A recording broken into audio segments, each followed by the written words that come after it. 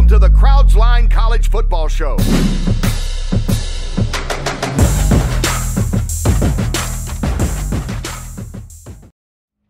Go. Welcome to the Crowds Line College Football Show with Lou Holtz and Mark May. I'm Kevin Trimble, your moderator. And gentlemen, we're in week 13, and this is not week 13, this is rivalry week. We have Thanksgiving on Thursday, family comes in, and as Coach we talked about, Thanksgiving is about, well, we're going to be thankful, but let's eat some turkey and watch some football. But we are in rivalry week, and with rivalry week, as you know, the stakes are a lot higher, one for bragging rights. But right now, there are also some conference championships that are going to be determined. Because as of right now, we talk about Power 5. The ACC has their two teams, they're locked in. Clemson is now playing Coastal champion Pitt on December 1st.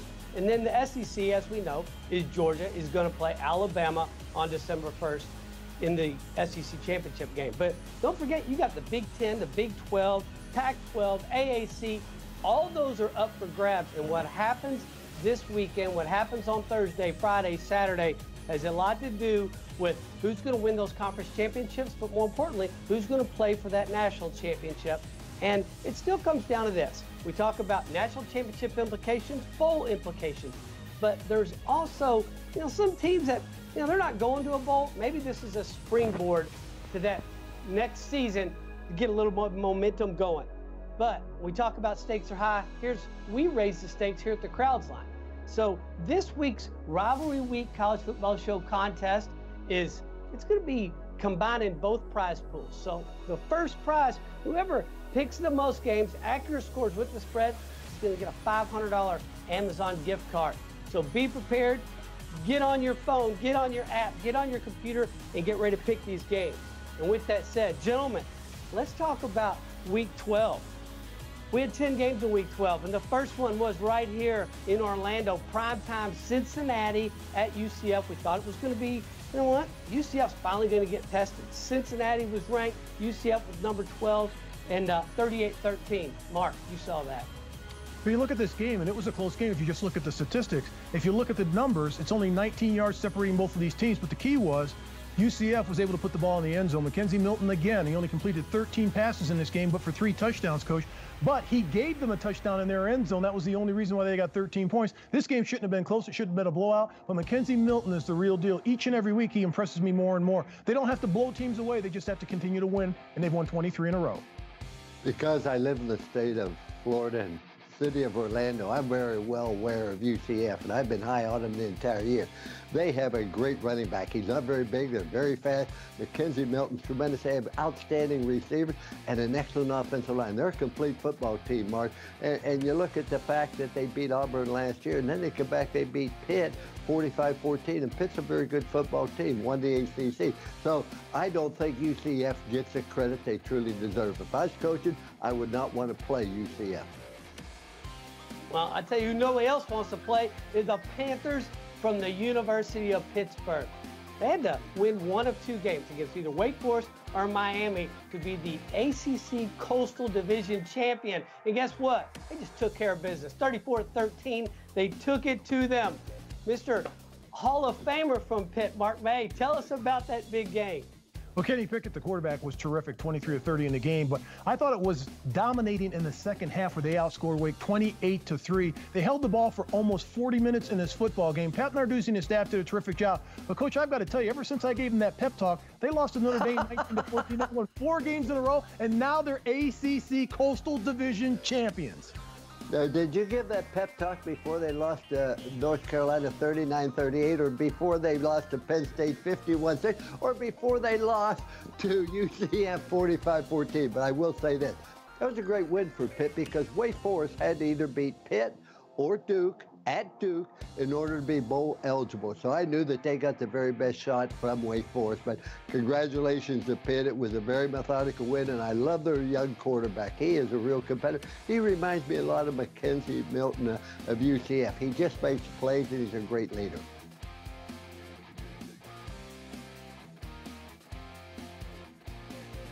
Kevin?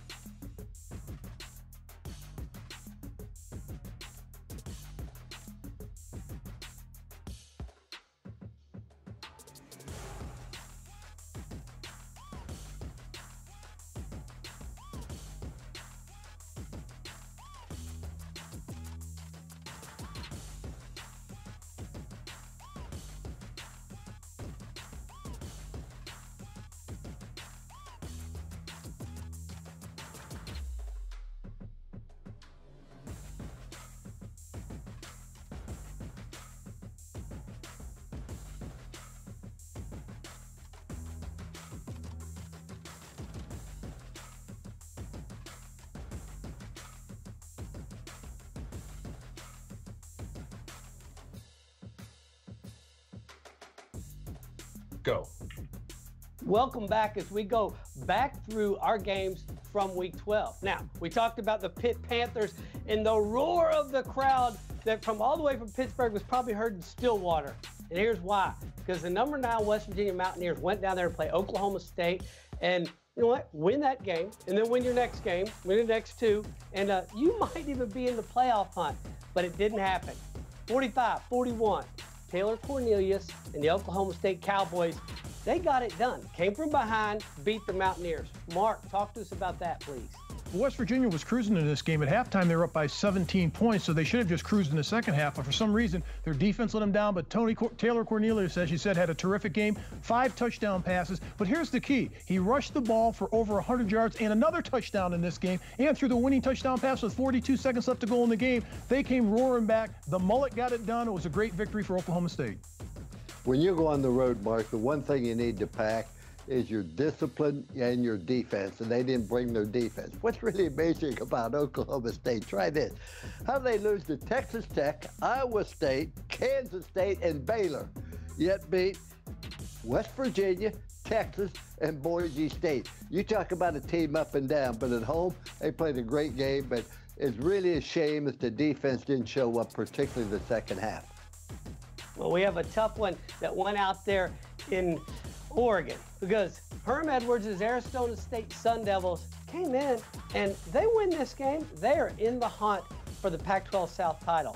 But, Coach, as we talked about earlier, Arizona State can't win on the road. Oregon took care of business 31-29. So, you know what? Justin Herbert did what he had to do, but Herm Edwards and his guys got just close enough and couldn't close the deal. Mark, you know Herm Edwards. Talk to us about this. Well, the key to this football game, they got behind early in this football game. They had to battle back. But the good thing about it for Arizona State, they did battle back in the second half. They outscored the Ducks 16-3 and made a run at it. The problem was red zone operation for the offense for Arizona State. They didn't get things done. They had 3 trips in the red zone, came away with 9 points, 3 field goals. When you're on the road and you're playing against an opponent and you got to have a big win, you got to score touchdowns. You can't score field goals. They made a terrific run at this game and made it a close game at the end, but they just didn't get it done. And for Herm Edwards and this football team, it's been a tough year on the road. They're 1-4 on the road, but they've been all close victories by 7 points or less. So at least they're building something and they're going to a bowl this year.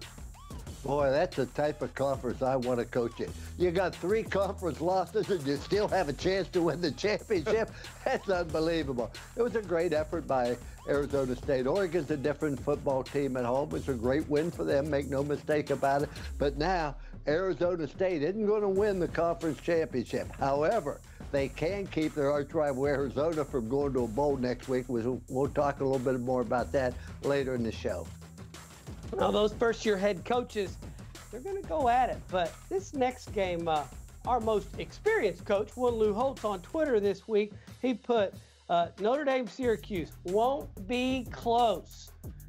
Syracuse is overrated. Notre Dame's underrated. Coach, guess what? Once again, you're correct. 36-3. It was not close. And, you know, Eric Dungey couldn't make it through the game. He's out. They took care of business, and they're on this roll. Then we'll talk about USC later. But Notre Dame in Yankee Stadium with the pinstripes took care of business over the Orangemen. Mark, you watch this. I'll tell you what, Eric Dungey got knocked out of this game early in the first quarter. Tommy DeVito was stepped in the game, and he wasn't ready for this game. He got sacked 6 times, threw 2 interceptions. That was the key. When you lose your starting quarterback early in the first quarter, he is your leader. He's your bell cow. Once he was out of the game was over. Ian Book came back and played solid. But, Coach, those jerseys that they were wearing, if they're throwbacks, throw them back because they were ugly. I agree with you, Mark. I'm one of these old-fashioned people who believe you have a uniform, you wear it each and every week, that when people see on TV or a picture, they know immediately that is Notre Dame, Penn State, whoever else it may be. That's just me. But Penn State, as I said, and I didn't think Dungey would finish the game, and I said, I hope I'm wrong. And the reason I felt that, for the last 3 years, he's missed the last 3 games due to injury. Notre Dame is an outstanding football team. Their defensive line is in the same comparison. I think you can put it with Clemson, with Alabama. Matter of fact, I think now wait, don't interrupt me, Mark, particularly when you don't know what you're talking about. Here's why I say that. They are a complete football team in every single area, and I think that they're very vastly underrated. Whereas Syracuse, Non-conference wins, Mark, against Wagner, Connecticut 1-10, and a Mid-American Conference team. They lost to the two teams that had a winning record in the ACC. Their combined record of the wins in the ACC was something like 6 wins and 27 losses. So I really wasn't sold on Stanford, and I think the game justified that. Let me say Syracuse. I'll be okay. You have to understand, Mark, I'm not real sharp. Well, sure. Gentlemen, that is our Week 12 college football show contest. And that was 5 games. And of those 5 games, Coach, you picked 3 winners. Mark, you picked 1, 2 winners. So that's what you have it, because I want to talk about our Week 12 Rapid 5 contest. First game, Duke goes down to Clemson. Duke was, like we said, David Cutcliffe was 7-3 at the time. That's a great season for them. They're throwing the ball, playing well. And oh, by the way, it's 14-6 at halftime. But Trevor Lawrence saw what he does. The freshman quarterback, Travis Etienne, comes in, running the ball. But maybe who doesn't get a lot of credit is Trevor Lawrence has pretty much been untouched for about the last 6 games. That offensive line takes care of him. They found a way to just steamroll it on through, 35-6. Clemson's on a roll. Mark. If you look at this game, Clemson was really sleepwalking in the first half. You look at the quarterback, Trevor Lawrence, 0 for 7 on 3rd down. Travis Etienne, the running back, only had 4 yards in the first half. They just basically had one of those games where it was like, oh, it's Duke, we'll roll our helmets out. I guarantee you that there's some paint peeling off the walls of Dabo Swinney at halftime, because they turned it around the second half, got it done. And again, they've won their 6th consecutive game by 20 points or more. This is why they're a quality football team, Coach. It really wasn't much of a contest. You know, I really am impressed with Daniel Jones, the quarterback for Duke. He had such an outstanding game the week before, and Clemson was really ready for it. It's just hard to beat Clemson at Clemson, trust me. They called Death Valley for a reason, and it was a great win for Clemson. Now, Duke will get to entertain Wake Forest in the last home game. Well, Coach, also, Mike, you mentioned those lovely locker rooms at Clemson. I'm sure that was a great halftime speech for David Cutcliffe. But the Arizona Wildcats go to Pullman, Washington to play Washington State. And you think about Gardner Minshew and the mustache. Arizona's coming in. They got a lot of momentum. Khalil Tate's throwing the ball. Guess what? 7 touchdowns. It was 69-28. Washington State took care of business, scored 34 points in the second quarter. This was not near close. Mark. It was a terrible game by Arizona. They weren't ready to play this game. I think Kevin Sumlin's pregame speech must have been, defense is optional, guys, because they didn't play any defense in this game. 7 touchdown passes by Gardner Minshew. It was over. This is a typical Mike Leach game. They're up by almost 30 points in the fourth quarter, and, Coach, he's still throwing the football in the air. They scored 14 points by passing in the fourth quarter to pile it on. That's Mike Leach. No class, just piles it on teams when he can. He shouldn't do this because it's going to catch up to him sometime during his career, and it always has. When the opposition's had a chance to do it to him, they've done it to him. So the next time when they play a good team, watch out. You always pick on the coach. It is Arizona's job to hold the score down. That's not Washington State's job. Either recruit better or coach better. It was 55-14 at halftime. They poured it on them in the first half. They only scored 14 points in the second half. Arizona now has to beat their arch rival to become bowl eligible. So we'll see what happens. But Washington State's a different football team at home, Mark, and they really are great. But I wonder how good they've been had Gardner Minshew not transferred from East Carolina to be their quarterback, because they didn't have a quarterback prospect until he transferred from East Carolina. He couldn't win at East Carolina. Well, let's give Mike Leach a lot of credit, because Minshew's having a great year. He was going to go to Alabama when he was going to transfer. You know what the speech Mike Leach gave him? You can go to Alabama and be a backup, or you can come to Washington State and lead the nation in passing. I think he made the right decision. How did that work out for him? Worked out for both teams. Yep. Yeah, and I'm not sure if Nick Saban would have let him keep that mustache. But we'll talk about them in the Apple Cup later. But I will tell you, Iowa State, we call them the Giant Killers, went down there to Austin to play Texas. And remember, Brock Purdy, he's done some damage. Did it against West Virginia this year, the Iowa State freshman quarterback. So what did Texas do? They just tackled the guy. And they tackled this guy a lot. They smothered him. They took care of business. Texas 24-10. And, oh, by the way, they got to win one more game, and they beat Kansas. They're in the Big 12 championship game at the end of the season. Mark, talk to us about this one. This is probably the most complete game Texas has played on both sides of the ball. They lost their quarterback, Sam Ehlinger, in this game. Shane Buechele came in and still played fairly well. When Ehlinger went out, he had a touchdown run and a touchdown pass, but they've got to keep him healthy if they want to make a run at this. And here's the other thing. When you look at their defense, they were outstanding. 168 total yards, just 65 on the ground, Coach. Their defense stuffed the run of Iowa State, put them in a box. And this is the way that you thought Texas would play throughout the year. But this team just can't have the consistency, or they haven't had the consistency the entire season. But if they play like this against Kansas, they'll be playing in the Big 12 championship game.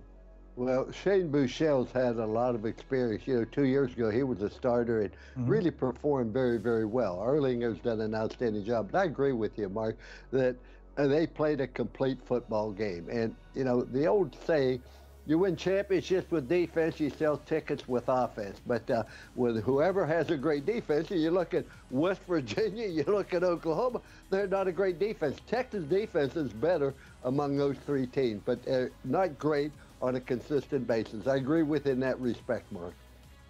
Well, That's defense unusual, optional. Defense, Coach, defense optional in the Big 12 will be said, but I think defense was also optional in College Park, Maryland this weekend. I know this was a battle of emotions. You see what Maryland's gone through this year. Ohio State's gone through some of their own emotions. You could see the stress on some of the people's face on the sideline. A lot of people said, oh, it's going to be a blowout. 52-51, Ohio State, 2 overtimes. Mark. Ohio State got lucky in this one. They go for a 2-point conversion. Maryland did and didn't get into the end. I like what Matt Canada did. He should be their head coach. Take the intern tag off of him. He's done a terrific job under the circumstances at Maryland.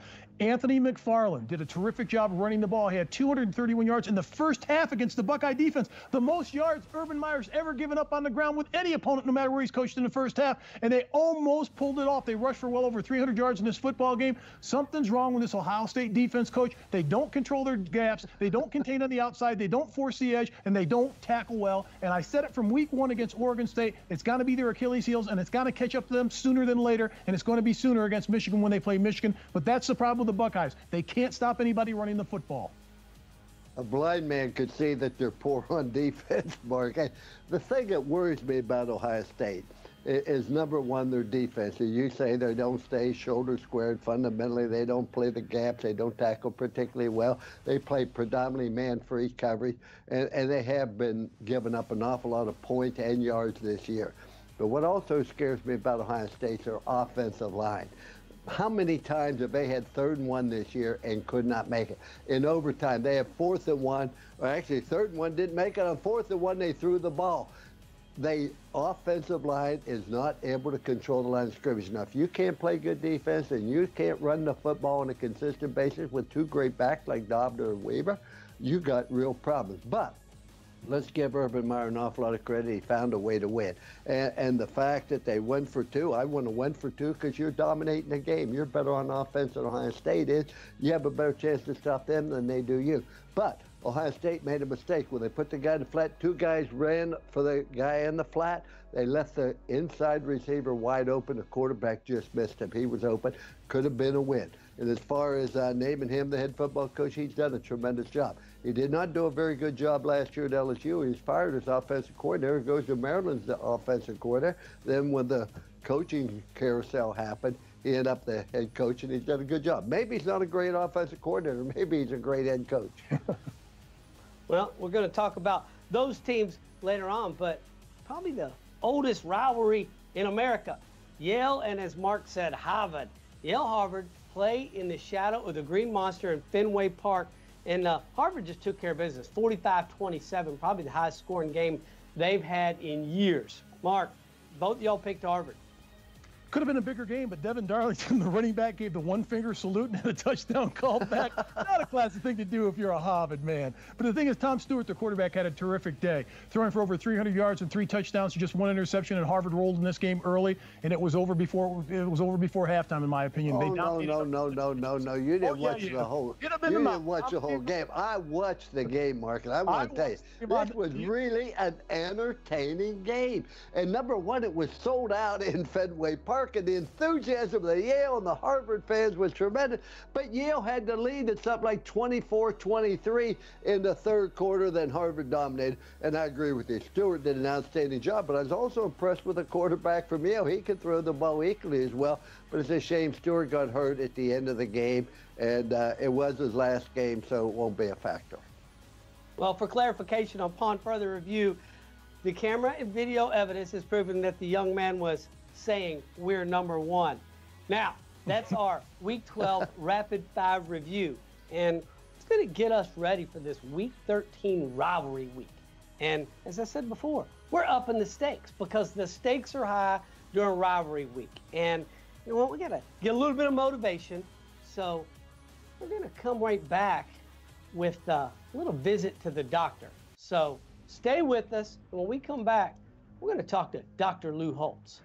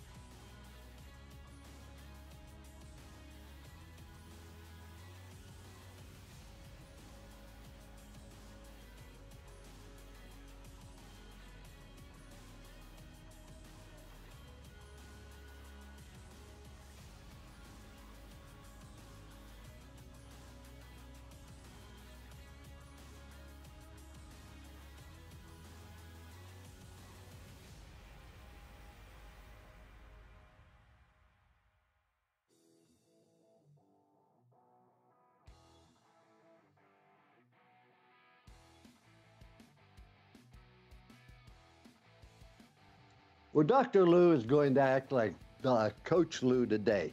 And what I wish to do, I wish to talk to all the teams in the locker room that are involved in a bitter rivalry game. And I mean this sincerely. Nothing in this world you have done in the past, even though you're young, is going to have as great an impact on people as this game will. We went through winter program. We went through spring practice. We went through summer workouts, two-a-days. We went through 11 football games. All comes down to this. Whatever's happened in the past is of no consequences whatsoever. The one-loss record doesn't mean a thing. Whether you're a favorite underdog means absolutely nothing. But let me tell you this. Gentlemen, you have a chance to be significant. And when you're significant is when you have a positive effect on a lot of other people. Your performance in this game today is going to determine the attitude of so many of our fans on how you react to challenges, how you respond, how enthusiastic you are about life. It's a fact, but it's not necessarily fair. You've been well trained. You know what to do, how to do it. Don't let yourself down. Don't let your teammates down. But find a way to win. You and I both know, if you want to win, you'll find a way to win. If you don't have a desire to win, you'll find excuses. And remember this, Excuses come out of losing locker rooms, and we aren't losing. I want you to go out there, and I want you to beat them as bad as you possibly can. Put as many points on the board as possible. I was at Ohio State. We're playing Michigan, our arch rival, the chance to go to the Rose Bowl and play for a national championship. We scored late in the game, went for two, made it, and beat Michigan 50-14. And the fans said, "Why'd you go for three?" And Woody Hayes, or "Why'd you go for two?" Woody Hayes said they wouldn't let me go for three. That was his mentality. I want to beat them as bad as possible. And then there was a time, Pepper Rogers, the coaches Kansas, and there was a guy by the name of Dan Devine at Missouri, big rival. Devine's beating him real bad in the fourth quarter. Pepper Rogers is so big, he put up the peace sign in the fourth quarter, and he said Dan Devine returned half of the peace sign. See, that is a mentality you have to have. Now, I want to tell you, you can fool me, you can fool the people on TV, you can fool the official, you can fool your teammates. You can't fool yourself. You put your head on that pillow tonight, you and you alone know whether you did everything you could to make sure you win this game, because I'm going to tell you something, gentlemen. You'll remember this game the rest of your life. The last thing, 60 minutes to play, and a lifetime to remember. Go sick 'em.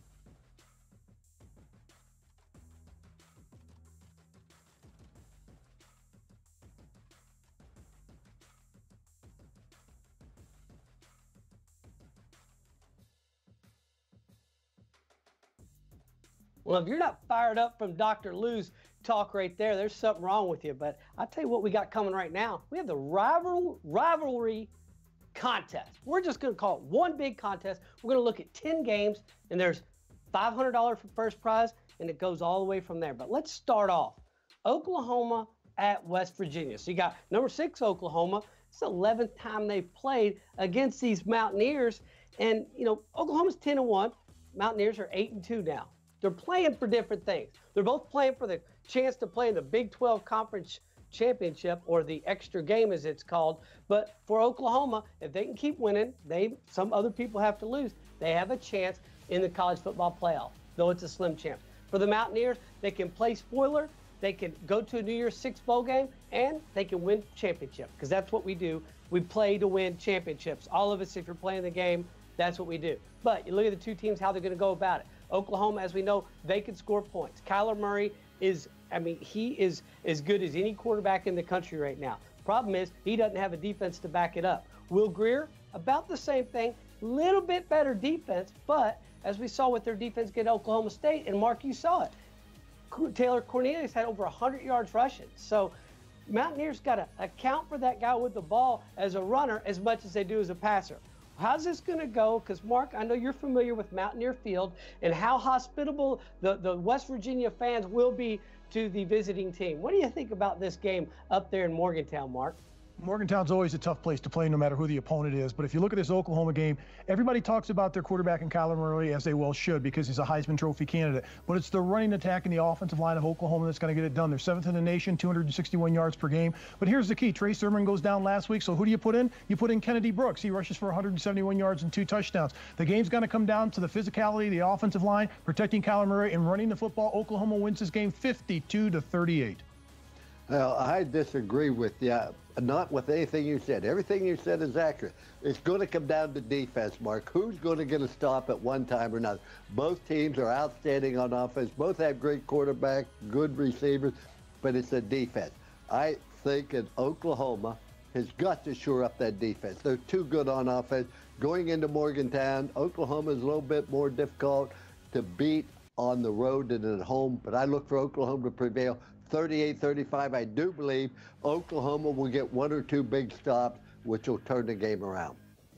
Well, see if that 12th man of Mountaineer Field, and that's a 12th man in Mossy Oak, can make a difference to support the Mountaineers. But our next game is the 111th version of the Apple Cup. And, Coach, you called this a couple weeks back. His first game was in 1900, but Washington at Washington State, and it's for the Pac-12 North title. Now, much like we said Oklahoma, West Virginia, Washington State, they still got an outside chance at the college football playoff, whereas Washington, with 3 losses, they don't. But this is a tale of 2 teams. Washington's won the last 5, and you've got a top 10 Washington State team with Gardner Minshew, as we said, throwing the ball, but they're also playing a little bit of defense. Now, Washington plays a little defense, but they've also have the senior quarterback. They have Myles Gaskin, the running back. So we're going to see how this is going to go. I think it's a lot closer than anybody thinks. Washington State's favored by 3 right now. This could be an overtime winning on 1 point. Mark, what do you think about this one? The balance of Washington's going to get this done with Myles Gaskin running the ball. You've got Jake Browning that's a quarterback. He's got the experience. He's been in a ton of ball games. I think you look at Gardner Minshew. Yeah, he threw for a lot of touchdown passes last week. But here's the key of this football game. Chris Peterson has never lost to Washington State, and he's never lost to Mike Leach. He's going to keep it going. Washington will win at Washington State, and there go their playoff dreams. There goes the Heisman dream for Gardner Minshew, 37-26. Obviously, you're not willing to bet on that, but as you can say it on TV, Mark, Washington will not win this football game. Washington does not play well enough in the big football game. They play far too conservative. Yes, they have a good defense, and it is a fact that Cal did hold Washington State to only 19 points. But Washington State on the road is not a particularly great offensive football team. At home, they're a completely different team. I look for Washington State to win this game 41-27. I think they will beat them by 2 touchdowns. What's happened in the past doesn't have a thing to do with this game. I don't care how many times Coach Peterson has beaten Coach Leach. It's not going to happen this time. They beat them 41-14 last year. They know how to pound Washington State. It's in their back pocket. I want to tell you, Mark, but that's a different team. And Washington is not a great offensive football team. I'm telling you right now, ladies and gentlemen, trust me when I tell you this. Washington State is for real. Their defense is much better than they get credit for it. Well, Coach, I think they're going to win too, and that may not be the last time we hear of them. But our next game is it's probably the ugliest rivalry in all of college football, and I don't care what you say. Auburn at Alabama. I've lived in Alabama. Trust me, it's real. It is very real. And it's the first time. It's a 24.5-point spread in Alabama's favor. This Iron Bowl is the 83rd meeting going back to 1893. And I don't have to tell any college football fan out there, people live and breathe Auburn, Alabama football. You show up and the boxes are still in the front yard. You try to get the moving van in, and one neighbor comes over and says, "Who's your team?" And the other one says, "Who's your team?" And they're going to friend you or befriend you all because of who you're picking. And I'm going to tell you right now, Alabama, I think a lot of people are picking Alabama, even if they did win to Auburn. Tua Tagovailoa, we talked about that. He's kind of banged up right now. Jalen Hurts was banged up as well. But the defense is playing tough for Alabama. Auburn on the other side, Gus Malzahn, offensive genius. You know what? He's not calling his plays, as you said, Coach, but his offense isn't doing anything. They can't run the ball, and their defense is just okay. I think maybe they've been down in Charleston, South Carolina this week, going on a film study with the Citadel to at least get through the first half. We'll see how that goes. Mark, talk to us about the Iron Bowl. It's not going to be a close one. Alabama's not playing on the Plains this year. Auburn's got to play at Alabama. Alabama's tough at home. You talked about Tua at the quarterback position. Jerry Jeudy, the wide receiver, is one of the best in the nation. They can run the ball extremely well. Their defense is third in scoring in the country and third in red zone defense. I like the way that Alabama's playing on both sides of the ball. Don't worry about last week against the Citadel. It was 10-10 at half. Alabama came out the second half and put the pedal to the metal. That's what they can do because they can do it on both sides of the football. I like Alabama in this game. Big, Coach, 51-20. I think that Alabama is an outstanding football team, obviously. But remember this, Auburn beat them last year. And because of that, I think Saban's really going to try to run the score up. I tried to look for where Auburn had an advantage. I had to go all the way down to net punting. They have a better punter than Alabama does, and I'm not sure the punter from Alabama is even going to earn a letter. He doesn't have to kick the ball very often. I really believe that Gus Malzahn is an offensive genius. But he sort of turned the play calling over to other people. I hope he gets involved, because I'll promise you, if he gets involved and he calls the play, he'll make this game interesting. By interesting, I mean it'll hold it to Alabama 46, Auburn 14. Well, that's going to be a little, probably, I don't know, 24-point spread. Mark, I think I'm going to take Alabama in the points. That's going to be unbelievable. But Michigan, Ohio State is, think about it, the Big Ten East Championship once again. They're both, Michigan is 8-0 in conference. Ohio State 7-1 in conference. Tale of two teams right now.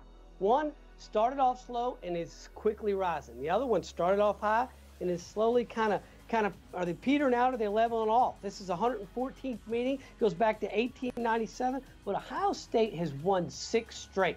You heard that. Jim Harbaugh hadn't beat Urban Meyer. He hadn't beat Ohio State, and that's what he was hired to do. Is this the year? One's got some pretty good defense and an okay offense. The other one's got a pretty good offense and no defense. Mark, what do you think about this game in Columbus for pretty much all the marbles? It's not going to come down to Don Brown and his defense, a defensive coordinator for Michigan. If he can stop the running attack, J.K. Dobbins last week rushed for over 200 yards. But the problem is, does he have anything left in the tank? Because he had 38 touches in that game against Maryland. And their defense on the other side of the ball for Ohio State, they can't stop the running game. So if I'm Michigan, I'm pounding the ball with Karan Higdon right up the middle for 3 quarters. And then in the 4th quarter, I use a play-action pass with Shea Patterson. And Shea Patterson will be able to run the ball effectively on this defense. I got Michigan winning big, Coach, 41-27 at the Shoe.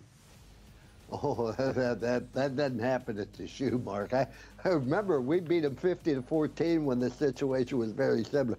Ohio State gets ready for this football game, but more importantly, Mark, Ohio State players know they can beat Michigan. Nobody on Michigan's team ever has beaten Ohio State.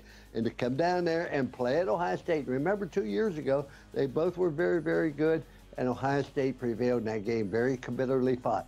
I think Ohio State defense has to show up, but they haven't done it. I know Dobbins rushed for 200 yards, but on 38 attempts, Mark. On 3rd and 1, offensive line Ohio State I don't think is very impressive in running the football. But I got to give credit to Dwayne Haskins.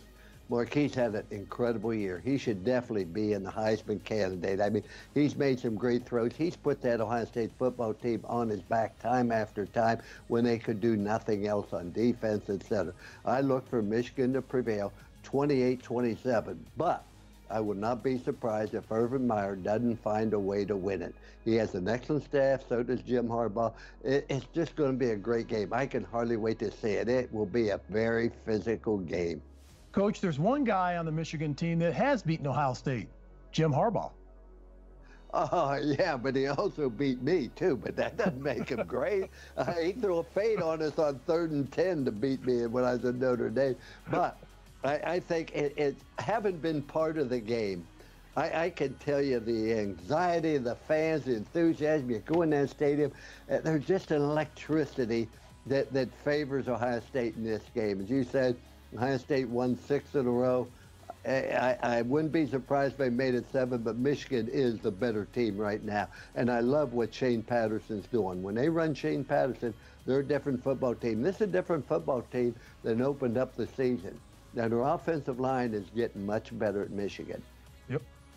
Well, if Michigan can break the streak, Mark, I think you'll agree Don Brown should get the attaboy for that win because, you know, Devin Bush and if Chase Winovich is healthy, they're going to need those guys because Dwayne Haskins doesn't have any help, but I'm going to tell you right now, he is the real deal. You watch some of the throws he made against Maryland, almost blindfolded, through a window, somebody caught it. That guy can play, but I think Don Brown's got a plan for old Mr. Haskins. We're going to see how that goes. But our 5th game in our rivalry week college football show contest is Notre Dame at USC, and it's number 3, 11-0 Notre Dame, and it's the Irish going out to play the Men of Troy out there in the Coliseum. It's a Saturday night game. It's going to be on TV. It's the 87th meeting going back to 1926, and you know what? Notre Dame has a path to the playoff, and it goes through USC. USC, on the other hand, they're having a tough year. They got a 17-year-old quarterback in JT Daniels. You know what? He's got a good mustache like Minshew. Might be fake. But the key is Clay Helton playing for his job? You've got that talk out there. They are having a tough year, and here come the Irish. And they were thinking about one thing and one thing only. Mark. I like the Irish in this game. The reason why is because they're just a better football team with better players at every position, particularly the quarterback position with Ian Book.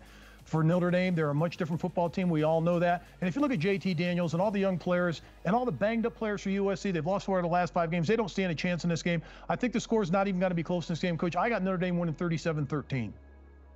I think Notre Dame, as we talked about, is a very good football team. In this rivalry, it's unusual for both teams not to be in the top 10. That's what really makes it a great rivalry.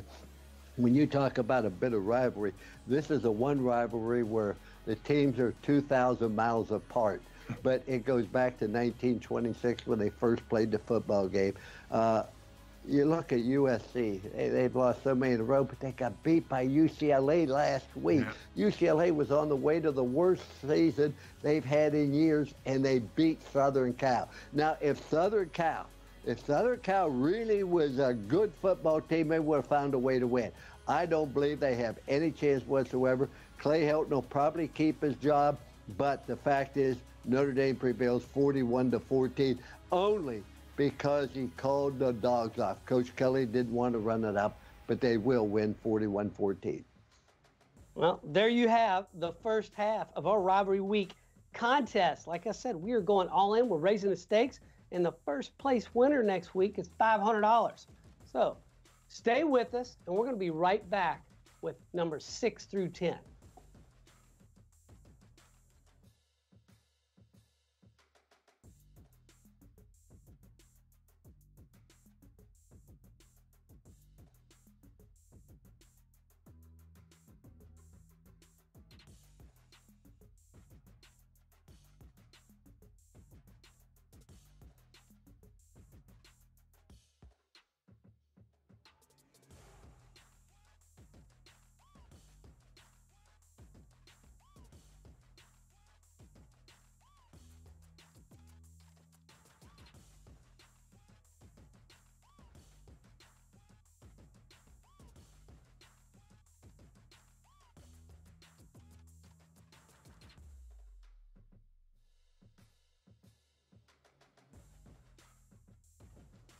Now, when you're done filling out your winners for the contest for our first 5 games on your app right now, let's talk about our number 6 game. Now, we had a couple choices here.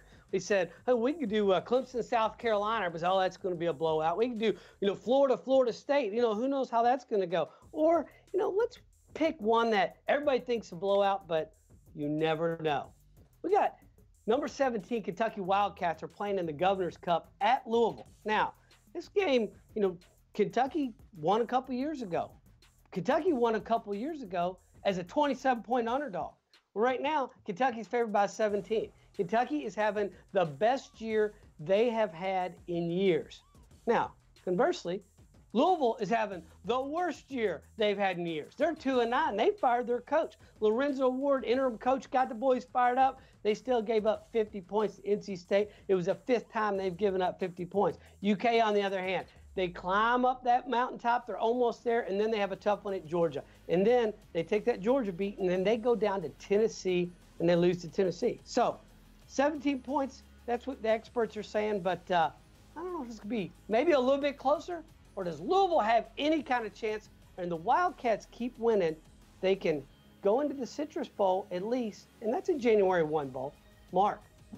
Louisville, the only chance you'd have in this game is if Lamar Jackson came back to finish out his collegiate career, and that ain't going to happen because he just won a game with the Baltimore Ravens. They've lost 8 consecutive games. If you look at Kentucky, it's going to be the same potion. It's going to be stop the run, play great defense, hand the ball to Benny Snell Jr., and hopefully your quarterback Wilson can get something done. Terry Wilson can get something done. But Kentucky has too many good athletes. Louisville is decimated right now. They don't know who their next coach is going to be. Kentucky wins 42-9. Well, I got to tell you, viewers, I hope you realize how kind and considerate we are in giving you this game to pick, because already you're going to be 1-0. There's no way that Louisville has a chance in this football game.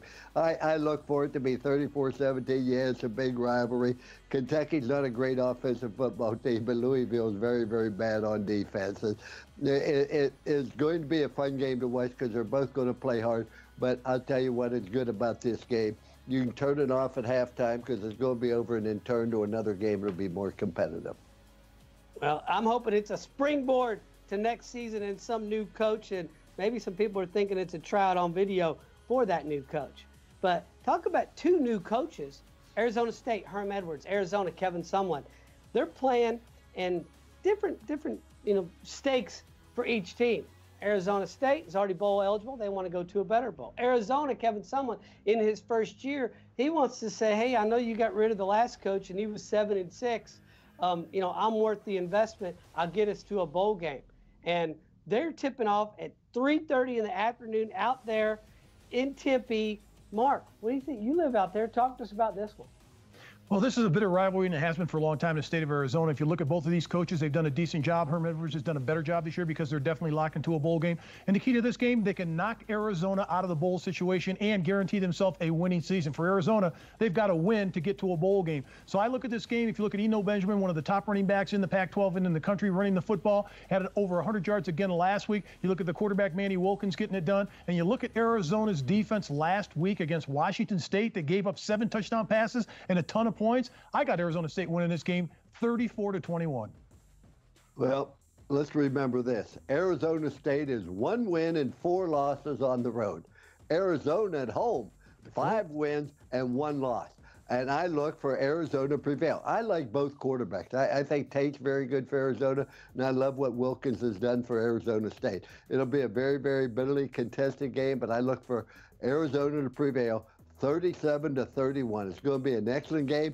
And they've got to win it in order to be bowl eligible. And I'll tell you, there's greater motivation to try to achieve something than there is to try to keep somebody from achieving success. So I think the motivations with Arizona, they find a way to prevail in the in-state rivalry. Well, let's see both teams go to a bowl game. But our 8th game is this is a big Mountain West matchup because you got Utah State, number 23 in the country, playing against number 25 Boise State. Now, Utah State's 10-1, and much like some other teams in the non-Power 5, Utah State keeps winning. They win this game, and then they win the Mountain West. Somebody else trips up, i.e. a UCF trips up. Maybe it's Utah State and Coach Matt Wells who get that non-Power 5 bid to the New Year's Day Six Bowl. We'll see how that goes. But both teams, we talk about Brett Rypien. Mark, you know, you're high on him from day one. He's thrown 28 touchdowns. He's slinging that thing out. Utah State, Coach, we both agreed today. They got lucky this weekend. Call it what you want. They got lucky. Mark, talk to us about this.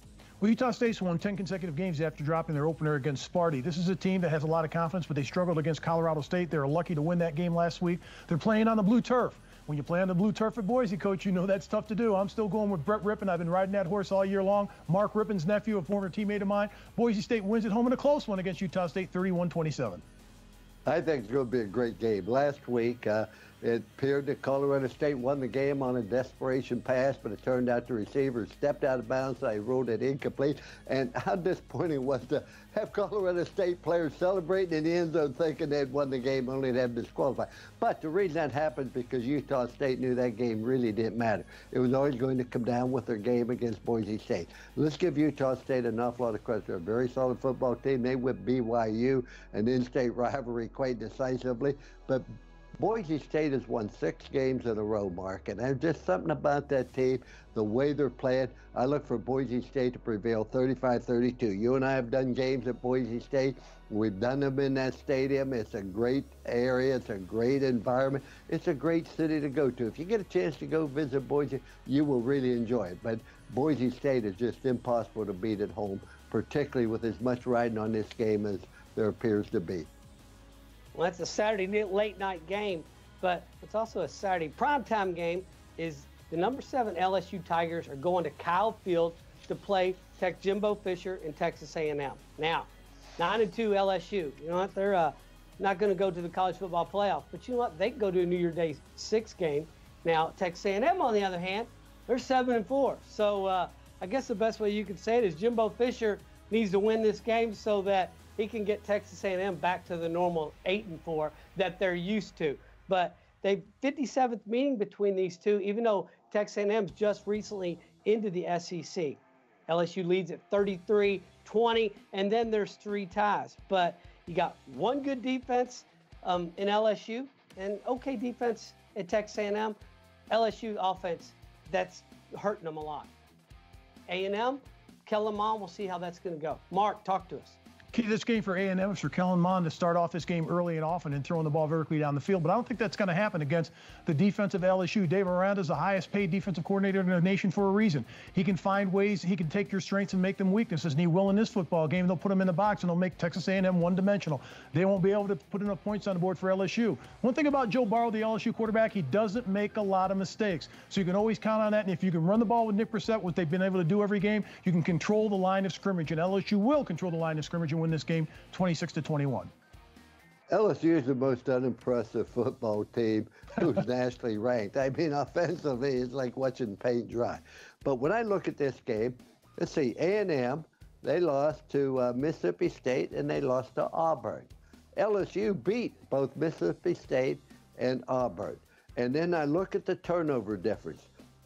LSU is one of the best teams as far as protecting the ball and taking it away. A&M is one of the worst teams. They're 115th in protecting the football. And as I said before on this show, that football is so important, they even named a game after it. So because of the turnover, because of comparable schools, I look for LSU to beat Texas A&M 24-21, and A&M will finish up with a record of 6-6, which isn't really what you pay a guy $10 million for to accomplish. Well, down at Kyle Field, we'll see how they'll react to that. That place may empty out rather quickly, Coach. But our last game in this rivalry week contest is Georgia Tech at Georgia. Now think about this. Georgia already has a date set for December 1st with Alabama in the SEC championship game. Georgia Tech, they're having a pretty good year. They're 7-4. Paul Johnson runs that triple option.